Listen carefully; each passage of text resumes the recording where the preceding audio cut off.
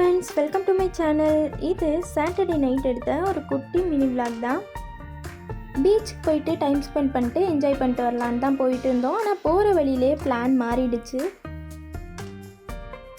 போகிற வழியிலே இன்பிட்வீனில் ஏதாச்சும் ஒரு ஷாப்பில் டீ காஃபி மாதிரி குடிச்சிட்டு ஸ்நாக்ஸ் சாப்பிட்டு போயிடலாம் அப்படின்னு சொல்லிட்டு நிப்பாட்டினோம். நான் பருத்திப்பால் தான் வாங்கியிருந்தேன். இது அக்காவும் மச்சானும் வந்து டீ காஃபி வாங்கியிருந்தாங்க. ஃபைனலாக அதையும் குடிச்சிட்டு அந்த இடத்துலேருந்து கிளம்பியாச்சு.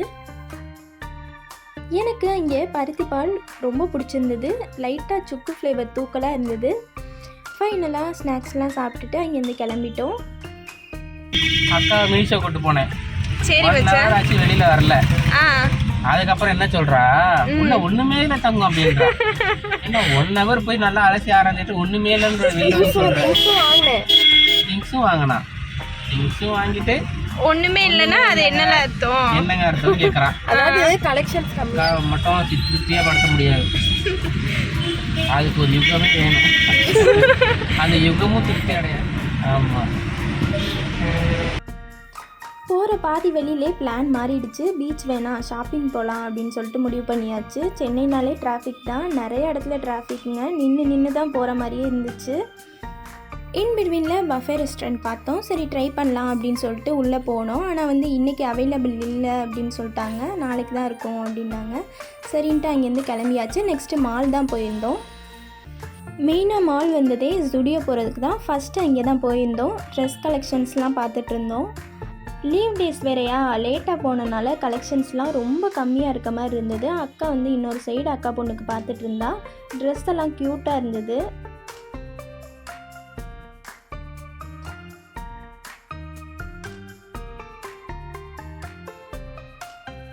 நெக்ஸ்ட்டு மச்சா செக்ஷன் தான் போய் பார்த்துட்டு இருந்தோம். பில் செக்ஷனில் க்யூ மட்டுமே எக்மோர்லேருந்து பல்லாவரம் வரைக்கும் இருக்குங்க. அவ்வளோ க்ரௌடு.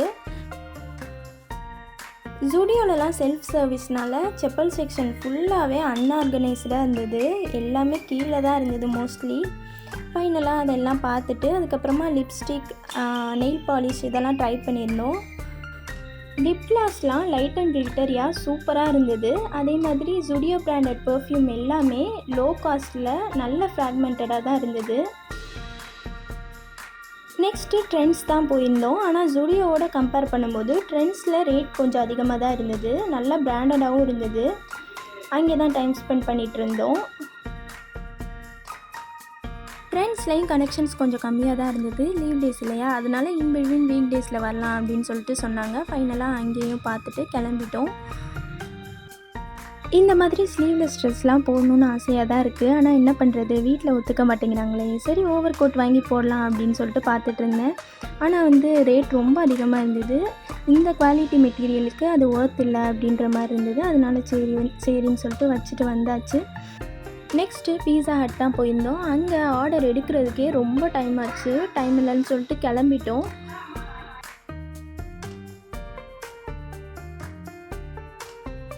மெட்ரோடைய வார்த்தை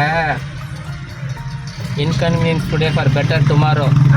ஆனால் என்னுடைய லைஃப்பில் inconvenience today everyday, tomorrow, day after tomorrow அப்படி போயிட்டு இருக்குமா. No better. ஏதாவது அக்கா குத்தம் சொல்லிக்கிட்டே இருக்காம்மா.